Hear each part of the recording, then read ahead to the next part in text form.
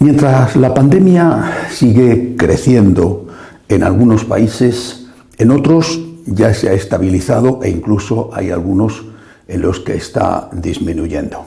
Eso lleva a que algunos países, algunos gobiernos, estén pensando ya en cómo volver a la normalidad.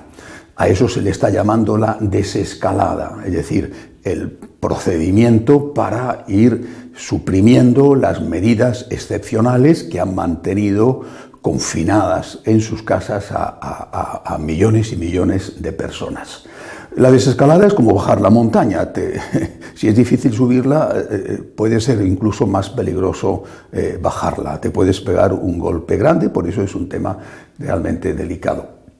También la Iglesia está planteándose cómo hacer esa desescalada. El Vaticano ya ha anunciado que volverá al culto público. Nunca ha dejado de haber culto en el Vaticano, pero volverá al culto público a partir del día 4 de mayo.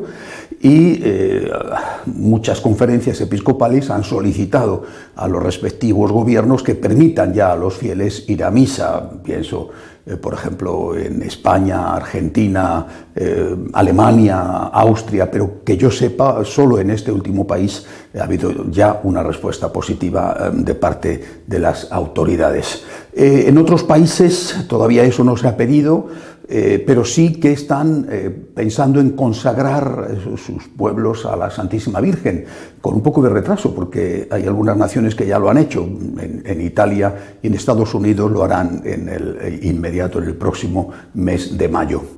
Pero, repito, si hay una desescalada con respecto a cómo se tiene que celebrar el culto, tenemos que plantearnos qué le vamos a ofrecer a esos fieles cuando regresen a la iglesia.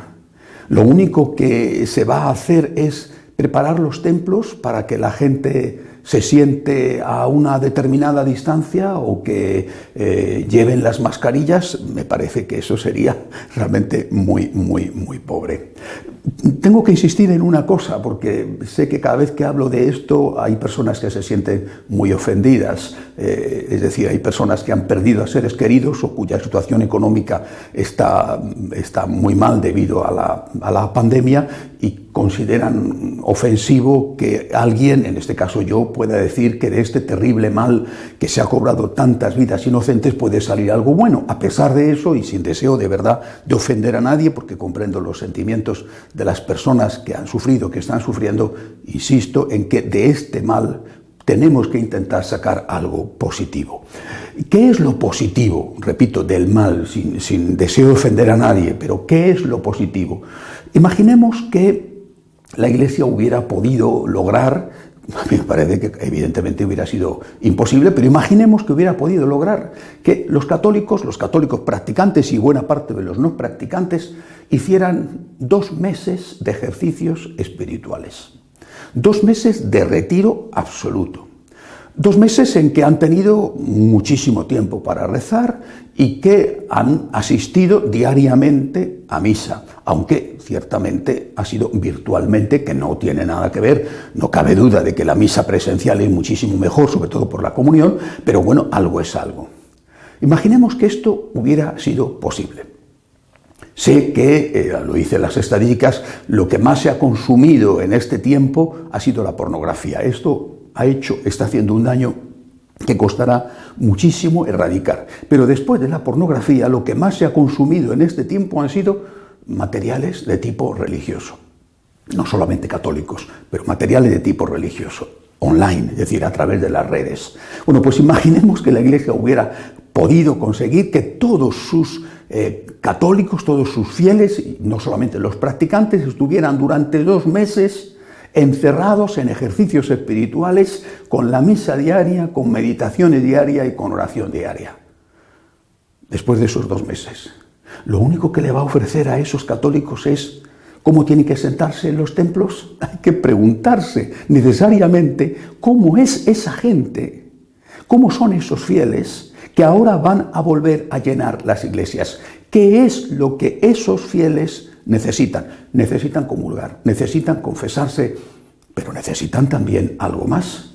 ¿Qué iglesia es con la que se van a encontrar? Una cosa general en todos los países es la llamada a la unidad por parte de las autoridades políticas. A veces se hace de forma muy interesada, ciertamente, pero todo el mundo está convencido de que ante una situación tan dramática, tan excepcional como esta, si no hay unidad por parte de las fuerzas políticas, no se va a poder afrontar con éxito los retos que está, sobre todo de tipo económico, que está generando la pandemia. Yo creo que lo mismo es lo que tiene que hacer la Iglesia. Esa gente que ha estado durante 2 meses escuchando a Dios, como no había hecho nunca, que ha estado rezando, que muchos de ellos serán, por supuesto, católicos practicantes convencidos, pero otros no, otros eran católicos tibios, porque ha habido en estos meses muchas conversiones. Esa gente, ¿con qué se va a encontrar? Con una Iglesia dividida y en guerra civil como la que llevamos ofreciendo desde hace más de 60 años. Si los gobiernos reclaman unidad para poder hacer frente a la crisis, ¿no tendrá la Iglesia también que mostrar y ofrecer unidad a esos fieles que vuelven a ella después de haber hecho una profunda experiencia de Dios? Será diferente la profundidad, pero desde luego una experiencia de Dios como no habían hecho en su vida. La Iglesia tiene que ofrecer lo que los fieles reclaman, y lo que los fieles reclaman es Dios. Esta gente que vuelve a la Iglesia es mucho más religiosa que la que existía hace 2 meses, incluso aquellos que ya eran profundamente religiosos hace 2 meses. Y esta Iglesia, si no le ofrece a esa gente la espiritualidad que necesitan, les va a defraudar y se pagarán las consecuencias gravemente. Pero ¿cómo se puede ofrecer la unidad? La unidad solamente se puede ofrecer en torno a Dios, en torno a Cristo, en torno a su mensaje, en torno a la palabra de Dios y a la tradición. No una tradición entendida como adoración de cenizas, ciertamente, sino una tradición entendida como transmisión del fuego de Cristo, de ese fuego que Él vino a traer a la tierra. Pero ¿cómo vamos a transmitir el fuego de Cristo si muchos han dejado de creer que Cristo sea Dios? Bueno, todavía no se atreven, algunos ya sí, pero bueno, todavía no se atreven la mayoría a decir que Cristo no es Dios. Pero cuando piden que su mensaje se actualice al mundo, que su mensaje se adapte al mundo, que su mensaje se vea cercenado y suprimido de algunas cosas porque no gustan al mundo, porque están pasadas de moda, porque no son actuales, porque hay que reinterpretarlas, están negando, de hecho, la divinidad de Cristo. Esa Iglesia que cercena, que corta, que fracciona, que echa fuera una parte del mensaje, esa Iglesia que considera que son cenizas, la defensa de los dogmas que nos sirven como las grandes columnas que sostienen nuestra fe, la presencia real de Cristo en la Eucaristía, la exigencia de que no se pueda comulgar si no es en gracia de Dios, la virginidad perpetua de la Santísima Virgen María, la existencia de la vida eterna y de un juicio previo a la entrada en esa vida eterna, marcado por la misericordia y por la justicia de Dios. Si todo esto, que es lo que la tradición, la sana tradición, ha presentado siempre desde hace 2000 años y con gran sufrimiento a los hombres, a los católicos, si todo esto se consideran cenizas y lo que hay que hacer es adaptar la Iglesia al mundo, ¿se va a poder alcanzar la unidad en torno a esa disminución del mensaje, a esa fragmentación, no solamente del mensaje, sino a la ruptura de lo que supone la fe en la palabra y en la tradición?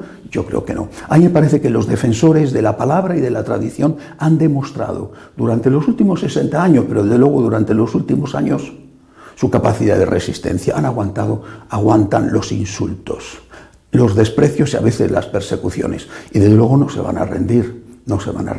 Si queremos ofrecer unidad y queremos ofrecer espiritualidad a estos fieles que vuelven a la Iglesia después de 2 meses de estar encerrados, a estos fieles queremos ofrecerle lo que ellos demandan, que es espiritualidad y que es Dios, solo podemos hacerlo en torno a la palabra y a la tradición. O eso, o seguirá la guerra civil. Y eso, desde luego, es lo peor que puede ocurrir.